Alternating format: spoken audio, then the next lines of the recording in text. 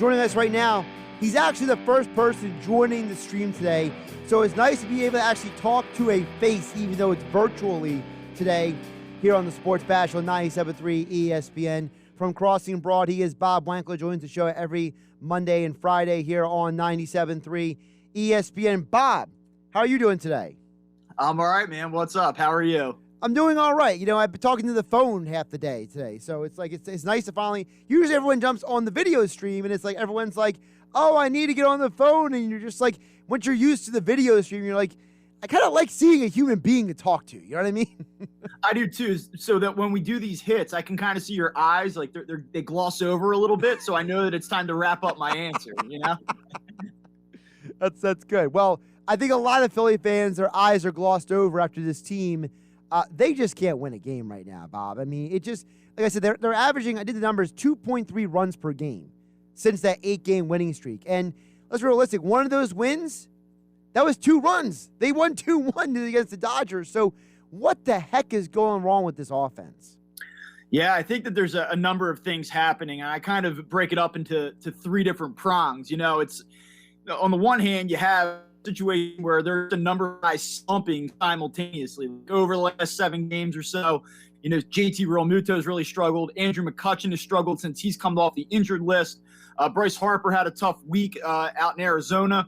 But then on top of that, I think that what you're seeing are certain guys trying to overcompensate for the struggles of their teammates. You know, what you're seeing is guys trying to do too much rather than just taking what's given to them, staying back on the ball, putting it in play. See a lot of swings for the fences, and you know that can kind of snowball things a little bit. And then the other aspect of it is certain players are just being overexposed right now. You know, Brad Miller's a really nice complimentary piece, and if you start him twice a week, you know, he can be a really productive player for you. But he's not the kind of guy that you want to run out there for 15 straight games.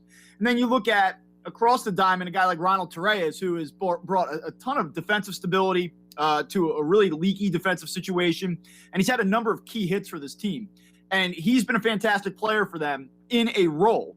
But since they've decided to kind of take Alec Boehm out of the lineup and roll with Ronald Torreyes on a day-to-day basis, you know, I just think that certain players are getting overexposed here. And it's just come together at a horrible time and created a really bad situation. Losing to the worst team in the National League is pretty bad, Bob. But one could also say that we talked about this on Monday. It's not like the Diamondbacks are coming in here playing horrible. They themselves have scored 24 runs in the previous 4-game series versus the Padres. And now the Phillies are going against a Padres team that is reeling themselves. So I want to ask, did they catch the Diamondbacks at the wrong time? Yeah, I mean, I guess Arizona right now is playing about as well as they have all year. That's for sure. But at the end of the day, I mean, when you look at some of the pitching that they faced this week, to not be able to capitalize on that was concerning. And it's not like you had, you know, Madison Bumgarner yesterday, I thought actually threw the ball okay, though he struggled this year. But in those first 2 games, they had a number of hittable pitches against guys that have just struggled from start to finish this year. And they weren't able to do much with it.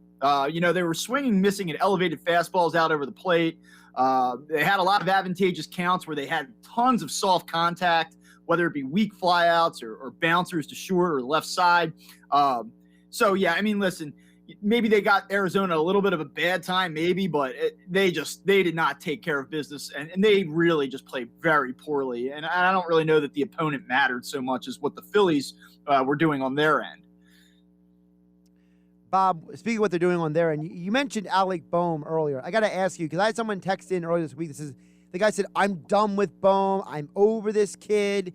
And it seems like as time goes on, we're entering a very strange zone with Alec Boehm between he's got the potential, he's got the ability, you see the flashes, but like Jalen Reagor with the Eagles, we need to see more than flashes. We need to see consistency. And it's like at some point, you need Alec Boehm to either put up or shut up. So how long do you stick with him before you're like, you know what?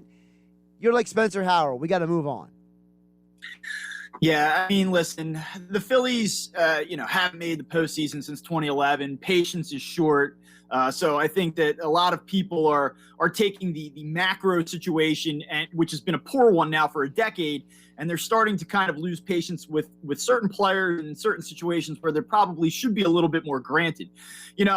Alec Bohm, in a very short sample last year, hit well over 300. He got off to a bad start this year, but then from June 1st through August 4th, the end of that Mets series, the power wasn't there. He wasn't hitting, into the gaps. He wasn't hitting the ball over the fence, but he put together a two-month stretch where he was hitting over 300 with an OPS north of 800. And so, he's been productive offensively at times this year, but you see the size and what you figure should probably be 25 home run power, 35 double power, and you're not getting it. So even though he was relatively hot in terms of average and OPS for a while, you didn't feel like it because he wasn't doing big damage at the plate.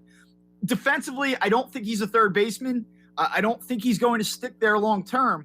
So they're going to have to come up with some other avenue. But from an offensive standpoint, to give up on this kid or to kind of say that you're done with him, that feels really premature to me. Bob Wankel joining us here on the Sports Bash. Happy Hour Friday here on 97.3 ESPN. At Bob Wankel CB on Twitter, covering the Phillies for Crossing Broad. With that being said, though, what do you do for the rest of the season with this lineup? Because, some people may rationalize, hey, if you bring Hoskins back, that fixes a lot of these problems, right? But you know what? Either you bring Hoskins back, it doesn't fix the fact that McCutchen, you mentioned Torreyes, these other guys, they're not hitting. And let's be realistic. Harper hit another solo home run this past series. It's not his fault people aren't getting on base ahead of him, right? So at some point, how much does Hoskins really fix? And how much can you really do with this offense till you just hope and pray that maybe somebody wakes up? Yeah, well, if you look at Brad Miller, it's not just that Rhys Hoskins hasn't been in the lineup. It's that Brad Miller's been really bad at the same time. I mean, the last 7 games, Brad Miller's hitting 105. The last 15 games, he's hitting 150. So, I mean, Hoskins' absence has been exacerbated by Miller's struggles. Now, that being said, Rhys Hoskins comes back. He's a guy that can get on base. He has power potential for you. He's a big piece to this lineup, and getting him back will help. And I actually just think that, to be honest with you, just from a feel standpoint, from just a vibe standpoint, he should provide a little bit of a jolt, assuming that he's effective and can actually play. I mean, he probably will return this weekend, but there's some concern here that he's going to do so at roughly, 75, 80%. So if that groin isn't totally right, is this going to be there? Is he going to be able to turn on pitches? That remains to be seen. I look at Andrew McCutchen since he's come back off the injured list. He's obviously really struggled. The hope there is that, another 5-6 days out, some consistent at bats, he starts to feel a little bit better, starts to become a little bit more productive. At third base, I honestly feel like you have to go back to Alec Bohm. And I think that they're going to have to pick their spots here because I think Freddie Galvis is going to end up playing a lot of shortstop for this team. I mean, Didi Gregorius, whether it's that he's done, whether that he's really dealing with some injury issues and lingering problems with his elbow, he has just been a net negative for this team, especially an offensive standpoint, which is where he's supposed to thrive. So I think that Alec Bohm has to be reintroduced into this lineup just for the offensive potential that he brings still and that they so desperately need right now. Bob, they're having trouble hitting, but the pitching hasn't been all that bad, right? The pitching has not been horrible. Wheeler pitched very well yesterday. If it wasn't going against Bumgarner, maybe they have a better chance to win that game, right? You look at the rest of the pitching staff, it's not like they're pitching horrible in recent weeks, and now it's Matt Moore again, right? We saw him. He was the last guy they won a game. Nola on Saturday, Gibson back on Sunday. What is a realistic expectations for the Phillies pitching staff against a powerhouse team? Yeah, the Padres have been losing, but they got some great hitters over there. I would not be overly optimistic about Matt Moore repeating his Saturday performance tonight. Aaron Nola, it's hit or miss.